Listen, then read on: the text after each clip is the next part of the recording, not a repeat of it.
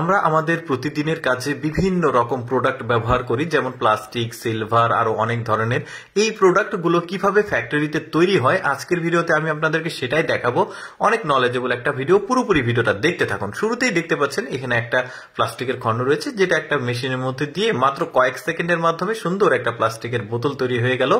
এরপরে দেখুন কিভাবে ওই স্ট্যাপলার পিন যেগুলো আমরা ব্যবহার করি, এই স্ট্যাপলার পিনের যে পিনটা সেটা এই মেশিনের মাধ্যমে তৈরি হচ্ছে। প্রথমে একটা পাত যাচ্ছে এই মেশিনের মধ্যে, তারপরে একটা প্রসেসিং হয়ে ওইটা স্ট্যাপলার পিন হয়ে যাচ্ছে। এই যে দেখতে পাচ্ছেন পাশেই পাতটা যাচ্ছে মেশিনে, আর এগুলো স্ট্যাপলার পিন হয়ে গেছে, যে ভেঙে দেখাচ্ছে, চমৎকার।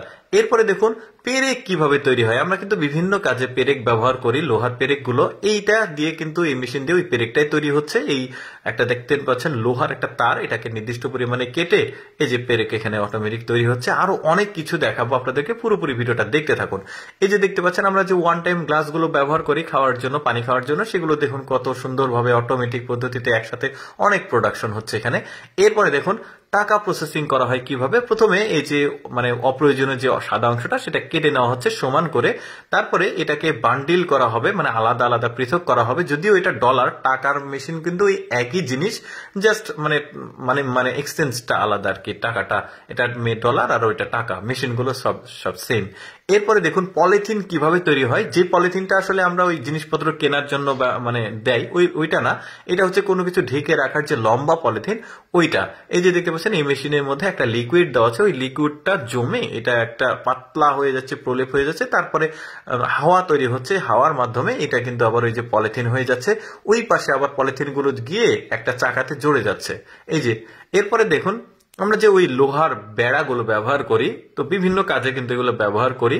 তো এই লোহার বেড়াগুলো দেখতে পাচ্ছেন খুব সুন্দরভাবে এক প্রকার সেলাই বলা যায় এই মেশিনের মাধ্যমে হচ্ছে। তারপরে এটা কিন্তু অটোমেটিক পদ্ধতিতে এই যে লোহার বেড়াগুলো তৈরি হয়ে গেছে। এরপরে টিস্যু তৈরি করা দেখায় আপনাদেরকে। আমরা যে টিস্যুগুলো ব্যবহার করি প্রতিদিনের কাজে, টয়লেট টিস্যু বা অন্যান্য টিস্যু, মুখ মোছার জন্য, পরিষ্কার করার জন্য, এগুলো একটা পাইপের মতো তৈরি হচ্ছে। তারপরে সেটা নির্দিষ্ট পরিমাণে কেটে কেটে প্রসেসিং হচ্ছে। যদিও আমি টিস্যু নিয়ে আলাদা একটা ভিডিও তৈরি করব, কয়েকদিনের মধ্যে পেয়ে যাবেন, পুরো প্রসেসিংটা দেখাবো। আজকে শর্টকাটে দেখালাম। এরপরে দেখতে পাচ্ছেন ওই যে বাচ্চারা বিভিন্ন উৎসবে যে ছোটখাটো বাজি পটকা গুলো ফোটায়, এগুলো কিভাবে তৈরি হয় একটা ফ্যাক্টরিতে দেখতে পাচ্ছেন। খুব চমৎকার ভাবে একদম লাইন বাই লাইন যাচ্ছে, তারপর এটা খন্ড খন্ড করে কয়েকটা দিয়ে একটা পিস তৈরি হবে, বেশ চমৎকার।